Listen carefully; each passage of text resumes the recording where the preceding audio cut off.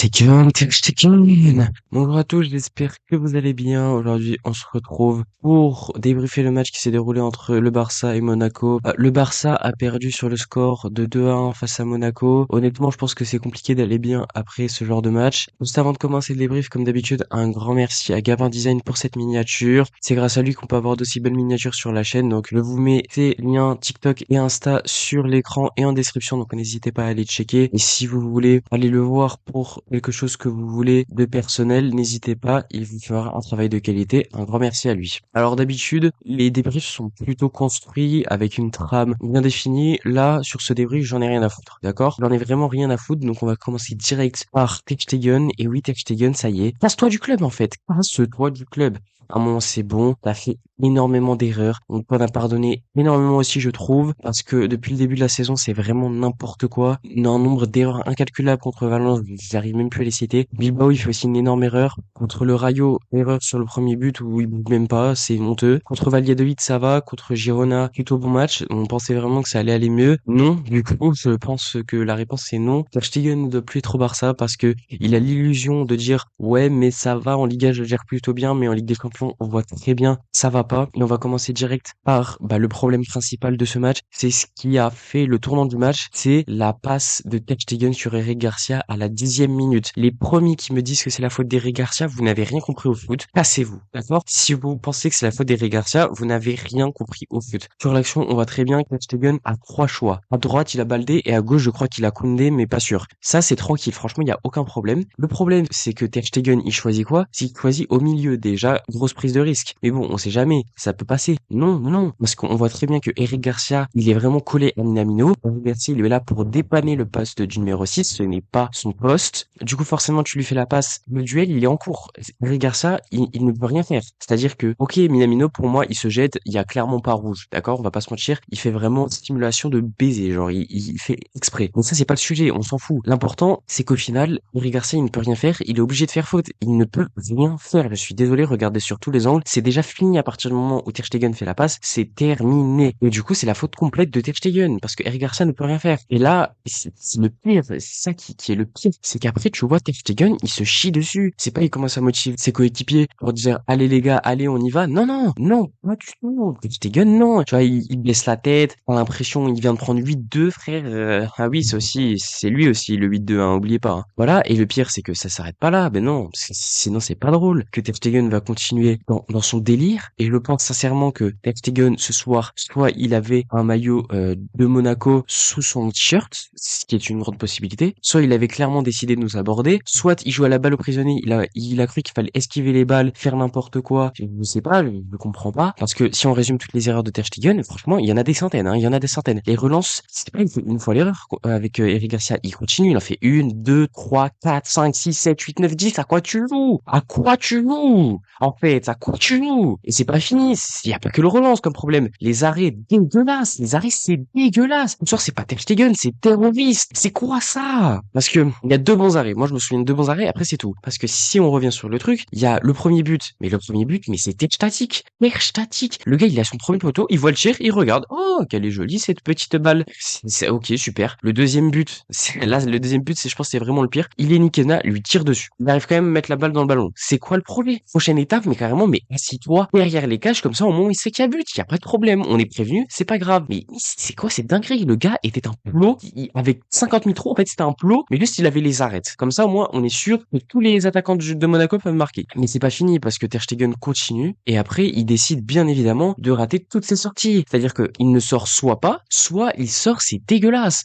Je me souviens d'une sortie sur corner, c'était du grand n'importe quoi. Il dégage la balle avec les poings. La balle, elle repart derrière carrément. Mais c'est quoi ça? Après, il y en a une autre où il essaye de capter la balle. Il se chie dessus. La balle, elle part 50 000 mètres plus loin. Il arrive quand même à la rattraper. Tu sais même pas comment. Enfin, c'est une dinguerie ce qu'a fait Ter Stegen. Là, Ter Stegen, pour moi, c'est fini. Je ne veux plus le voir. Hansi Flick ne pouvait pas le sortir sur ce match. Parce que si tu sors Ter Stegen maintenant, honnêtement, tu perds Ter Stegen et tu perds aussi le vestiaire. Sortir un gardien sur un match, ça n'arrive jamais. Le dernier qui a voulu le tenter, je pense que c'est Maurizio Sarri à Chelsea avec Kepa Arrizabalaga. Je vous laisse vous rappeler comment ça s'est fini. Je pense que le vestiaire de Maurizio Sarri a perdu tout respect pour lui Pedri sur ce point où Kepa avait décidé de ne pas sortir, il avait humilié sur tous les écrans de télé 4K du monde. Donc vraiment, c'est une super mauvaise idée. Mais ouais, pour le prochain match, moi je suis désolé, je sais que Flick le mettra. Et bah, je vais pas dire logique, mais il va le mettre parce qu'en fait, il n'a pas de menace en fait derrière lui. C'est ça le problème, il n'a aucune menace. Donc Flick le mettra, mais moi, en 11 idéal, je vous le préviens, j'en ai rien à foutre. Je ne le mettrai pas dans mon 11 idéal. J'en ai rien à foutre. Donc moi, me parlez plus de Ter Stegen, je m'en fous. Même s'il fait un bon match, je n'en parlerai plus. Voilà, après ça, je n'en parlerai plus. J'en ai rien à foutre. Honnêtement, sur le match, déjà, première chose que je voudrais dire, c'est que l'entame de match, on a vu que on n'était pas bon. On avait un gros problème. On a vu l'absence de Dani Olmo, elle pèse beaucoup. Moi, j'ai pas vu grand chose sur le début de match. Et après, on a eu le carton rouge, donc trop compliqué, bah, de voir ce qu'on peut faire sur la suite. Donc voilà. Donc moi, honnêtement, je cherche les trucs positifs. Il n'y en a pas. Je suis désolé. La seule chose que j'ai vu de bien, c'est le piège du hors-jeu. On en a fait énormément. Je sais même pas le nombre de hors-jeu qu'a fait Monaco. Je pense que c'est plus de 10, ce qui prouve qu'on a vraiment bien marché. Le seul piège du hors-jeu qu'on a raté, c'est sur le second but. Ouais, force à nous. Voilà. Et qu'est-ce qu'on peut dire aussi de bien? Bah, c'est qu'on a bien résisté quand même. On a failli prendre le point du nul. On avait quelques actions pour mettre le 2-1, mais c'est tout. Franchement, il y a rien de positif. Et je vous le dis tout de suite, je vais dézinguer tout le monde sur ce débrief. Tout le monde. Il y en a que 2, 3, 4 qui vont échapper, mais sinon c'est tout. Je vais dézinguer tout le monde. J'en ai rien à cirer. Concernant Monaco, honnêtement, alors qu'ils étaient à 10 durant 80 minutes, moi je trouve qu'ils n'ont pas été si bons que ça. J'ai pas eu de moment où je me disais, là, ça commence à être chaud, on va chier dessus, on commence à avoir trop d'occasions encaissées. Jamais, franchement jamais. Franchement, Monaco, pas ouf le match, ça reste une très bonne équipe. Et bien sûr qu'ils étaient largement au-dessus, mais c'est logique en même temps. Mais honnêtement, Monaco, très déçu d'eux sur le match, vu la tournure qu'ils prenaient avec ce carton rouge. Donc honnêtement, ouais, assez déçu. Je voudrais juste revenir aussi sur Hansi Flick. Alors pour moi, il y avait un gros problème, c'était au niveau des changements. Déjà, ils sont arrivés trop tard. Et en plus, quand j'ai vu les changements, je me suis dit, c'est quoi ça? À quoi on joue? C'était quoi le projet? Donc j'ai pas compris le changement de Flick. Et après, je suis allé regarder l'effectif parce que je me suis dit qu'il y avait quand même un truc bizarre. Et en fait, j'ai compris, c'est qu'on a personne en remplaçant. Et là, ça devient aussi un gros problème. On avait personne en remplaçant. C'est pour ça que Flick fait rentrer des trucs de merde, tout simplement. Parce que même si tu les fais rentrer à 60e minute, Gérard Martin, j'ai un nouveau, je sais même plus qui c'est. Enfin, c'est pas bon. Je suis désolé, mais c'est vraiment, c'est pas ouf. Enfin, tu vas pas gagner une Ligue des Champions grâce à cet effectif. Je vous le dis tout de suite. Donc moi, j'en veux vraiment pas à Flick, il peut rien faire. Et ceux qui viendront critiquer Flick sur ce match n'ont simplement rien compris au football. Et si vous voulez critiquer Flick, très bien. Par contre, vous rendez votre maillot de Barcelone, vous n'êtes plus supporter de Barcelone. Le premier qui critique Flick n'est plus supporter de Barcelone. Je suis désolé. Vous voulez qu'il fasse quoi, Flick? Ah, mon gardien est nul à chier. Il fait 50 000 erreurs par match. Il fait n'importe quoi. Il nous fait prendre un carton rouge. Vous voulez qu'il fasse quoi, Flick? À un moment, il a prouvé déjà beaucoup sur 5 matchs. 5 matchs, alors que l'effectif est pas non plus dingo, hein. On se rappelle très bien de ce que Xavi faisait avec, alors qu'il avait un effectif largement meilleur. Donc vous voulez qu'il fasse quoi, Flick? Il y est pour rien. Il y est pour rien. Je n'en veux pas le moins du monde à Flick. Il n'y est pour rien. Et le premier qui vient critiquer, comme j'ai dit, dégage en tant que supporter. C'est aussi simple que ça. Bon voilà, je pense que là, on a tout dit sur le match. Et on va directement passer aux joueurs. Il y en a 3 qui ont été bons. Et Koubarsi, Casado. J'ai la flemme d'évoquer Koubarsi, Casado. Donc, très bon match de leur part. Comme par hasard, tous des joueurs de la Masia. Très bon match de la part. Merci. Merci à eux pour ce beau match. Ils ont quand même sauvé une partie. Mais par contre, je vais dézinguer tout le monde. J'ai déjà dézingué Stegen. Je vais dézinguer Lewandowski. Je vais aussi dézinguer Pedri. Et on finira par Lamine Yamal. Donc déjà, Lewandowski, sur ce match, j'en ai rien à foutre de savoir que oui, mais il était tout seul face à la défense. Vous voulez qu'il fasse quoi? Et alors, il y a quand même un minimum à gérer. Lewandowski, sur ce match, c'est rien. C'est inutile. Il a rien fait. Quand Lewandowski est sorti de la pelouse, je n'ai pas vu une seule minuscule différence. Est-ce que vous trouvez ça normal? Moi, personnellement, non. Lewandowski, même si, ok, il a 20 ans, il peut pas faire des efforts de fou, etc., il y a quand même un minimum assuré. Il n'a pas assuré. Ce soir, j'ai cru Lewandowski, il avait 70 ans. C'était effrayant. Le gars n'a servi à rien. En fait, je ne me souviens même pas d'une touche de balle de Lewandowski. Le gars est inutile tout le long du match. Voilà, c'est aussi simple que ça. C'est tout ce que j'ai à dire sur Lewandowski, mais au moins c'est très clair. Je pense que je peux pas faire plus précis. Concernant Pedri, je pense qu'il est sur son pire match depuis très longtemps. Parce que à ce niveau-là, il y a rien qui va. En fait, il y a rien de bon. Il y a vraiment rien de bon. Je peux rien dire en fait sur Pedri. Il y a rien de bon sur son match. Les passes c'était pas bon, le pressing était pas bon, les récupérations il y en avait pas. Non, il y avait rien qui allait avec Pedri sur ce match. Ça arrive à tout le monde. Franchement, Pedri, je lui en veux pas. Il a fait un super début de saison. C'est pas comme Ter Stegen, donc Pedri, ok, mauvais match, mais ça arrive à tous. Pas très grave. Je n'en veux absolument pas à Pedri. Ne déformez absolument pas ce que je viens de dire. Je n'en veux pas à Pedri, pas le moins du monde. Enfin, si, quand même un peu, mais on va pas lui en tenir rigueur. Donc voilà, ça c'était pour les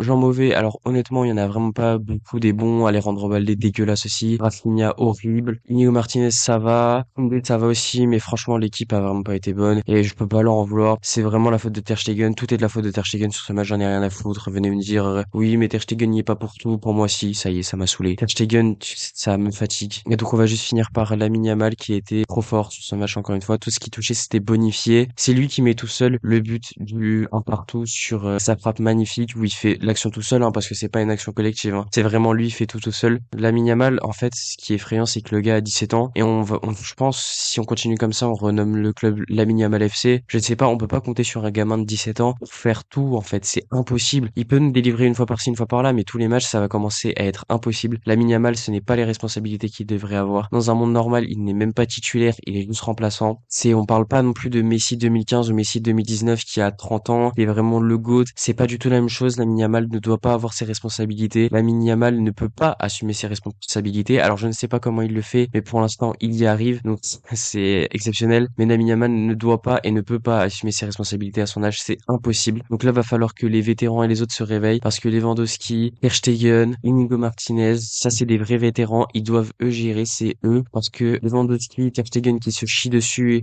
Ils ont, enfin, comme diraient les immigrés parisiens, faudrait vraiment vérifier qu'ils ont leur slip parce que je pense vraiment il y a du caca qui dégouline dans leur slip, c'est grave. Je sais même pas quoi dire. Je pense qu'on va s'arrêter là pour ce débrief. Dites-moi ce que vous avez pensé de ce débrief en commentaire. Ne me dites pas ce que vous avez pensé du match en commentaire parce que je pense que je sais très bien. On sait tous ce qu'on en a pensé. Ce qui est rassurant, c'est de savoir que c'est pas très très grave de perdre ce premier match parce il y a 7 matchs encore. C'est beaucoup plus long que d'habitude la Ligue des Champions. Personnellement, je suis pas inquiet. En plus, on joue les Young Boys à l'extérieur sur la deuxième journée, donc je pense quand même que on va pouvoir remonter. Alors oui, c'est con de perdre le premier match, mais peut-être que c'était le match à perdre si on devait en perdre un. Alors dans l'idéal, bien sûr, on devait en perdre zéro, mais si on en perd un, c'est forcément celui-là, parce que le Young Boys, tu peux pas perdre, et Liga, c'est trop compliqué. Si tu perds, le Real va te rattraper, donc honnêtement, c'est peut-être la meilleure idée. Et à côté aussi, le seul point positif que je retire, c'est quand même, c'est sympa pour les clubs français. Monaco qui gagne, Brest qui gagne, Paris qui gagne, bon, juste Lille qui se chie dessus. Ça fait quand même plaisir en tant que Français de voir ça. J'espère qu'ils vont continuer sincèrement. J'espère qu'on aura tous nos clubs français en phase de barrage au moins. Donc voilà, ça fait en tout cas très très plaisir de les voir en phase de barrage. J'espère que la vidéo vous aura plu. N'hésitez pas à me follow sur tous mes réseaux, que ça soit Insta ou TikTok. Je republie des segments de mes vidéos. Donc vous prenez le segment qui vous arrange et vous allez le voir. Je vous mets les liens en description et à l'écran. N'hésitez pas aussi à me follow sur Twitter. Et n'oubliez pas de lâcher un like sur la vidéo, de la partager, de vous abonner, d'activer la cloche. Et moi je vous dis